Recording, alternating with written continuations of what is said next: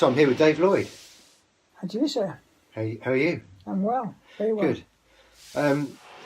Dave, obviously most people watching this video are going to be aware of who you are. But maybe Some you will. could... Some won't. Yeah, well, it's a few years ago now. It is indeed. But maybe you could start off by telling us how long you've been riding a bike. Yeah, it's exactly 50. Well, this is my 50th year, actually. I just realised the other day I've been doing it for 50 years now. Started in '69.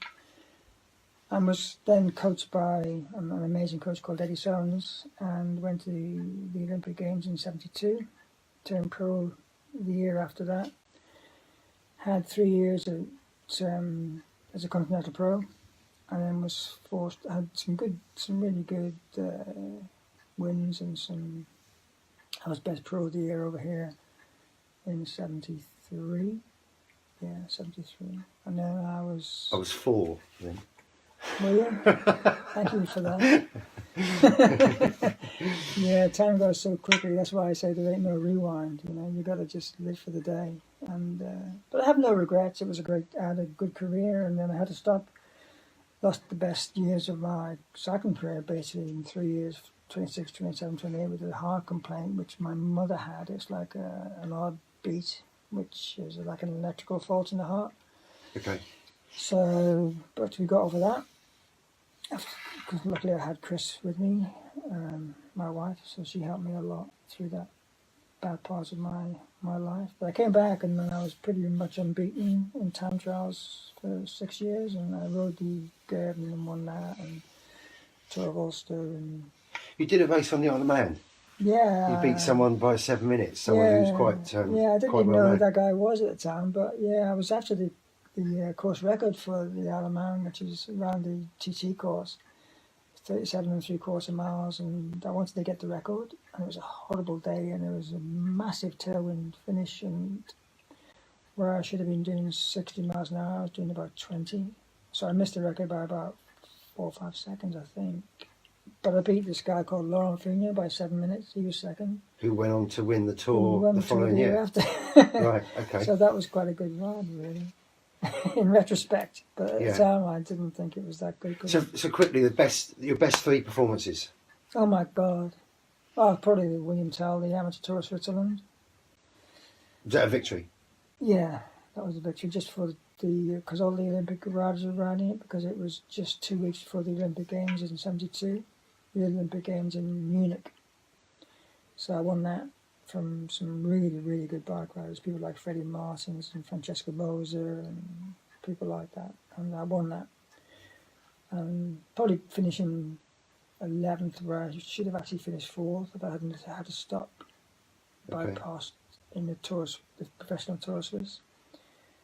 And some of the town trials I did, which were really good, I think. I did some really good town trials. People won't even know pretty what they are, but I think the Girvan as well, the Girvan 3-day in Scotland. The year I rode that was a good ride because it was a really good field. So probably those 3. Right. Yeah. And they described you as a tester. Yeah, they were calling me a tester because I hadn't ridden any road for about 3 years. I'd just ridden time trials. And you won that convincingly. Yeah, I won the last stage away from Paul Curran and Jerry McLaughlin in the group. Right. And I won that by myself with the yellow jersey on my back by 2 minutes on the last day. So I already held the yellow jersey, and I dropped the brake. Paris-Nice, how many times? Paris 3 times, and my best position was 11th or 12th, I think. And that was one of the years when, or both, Merckx won it twice that I rode it, and I think Poulidor won it the other time. Okay. It was snowing that year. Right. It was a bit grim. So moving on to us, I approached you. Yeah. Or in fact, you approached me. My favourite wheels. 2 years ago. Yeah. To talk about, obviously, Badger Cycles being the UK distributor for Progress Wheels, which I'm very proud of. Yeah. And we got talking, and you've now been riding Progress for 3 years. You've had 50mm tubulars. You've had our aluminium Phantom wheel set, which I think was the first one that that was the one I used for training on. Still got that. Still using that for training. Brilliant. How many miles have you done on that? That's probably done about 50,000 miles on that one. 50,000, right? Yeah. Okay. I think you said about 20,000 on the 50 mils. Yeah, well, I did 43,000 mile last year, madman. So at least half of that was on the 50s, the 50 mil ones, the tubulars. So you're well qualified to tell me what a good wheel set feels like. Yeah, I mean, something that doesn't break, something that doesn't go out true, something that's particularly with the roads that we ride. Yeah, well, from here, I go into Wales a lot, and the roads out there are just foul. Some of the descents are really tricky and very, very potholed and just awful, really. Yeah. But I mean, the progress wheels I'm so pleased with them because they've never gone out of true. They've never broken a spoke. I've never had a loose spoke. I've never had any problems with them. I've had things changed like the bearings, but that's about all it's ever needed to be changed. Yeah. And the rest, the wheels are still, even the Phantoms, the training wheels, they're still absolutely dead straight. True. Perfect. Yeah. Right. Well, the big thing was, you don't know about this. 2 years ago, I put a 88mm carbon deep section wheels. Yeah. I've been using those quite a lot. Right. Well, I've put a bit of a thing which you didn't know about.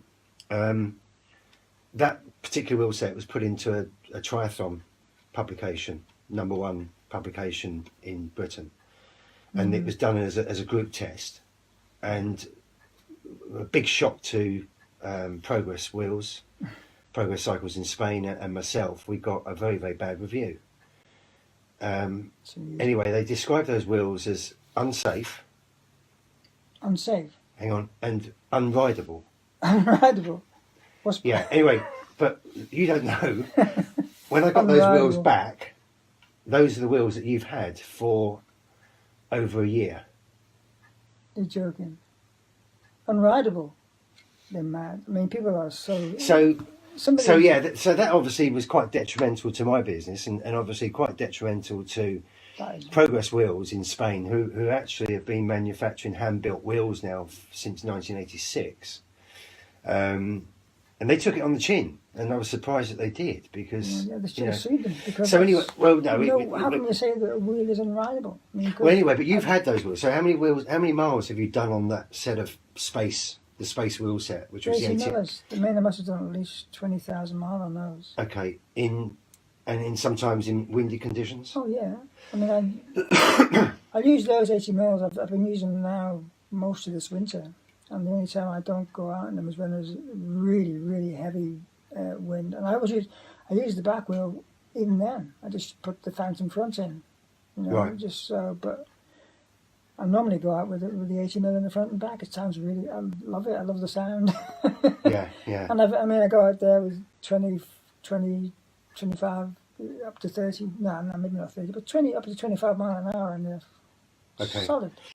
Don't move, if you get a gust sometimes going down a hill, but you just go with it, and then what I need is good core. And your top speed went up?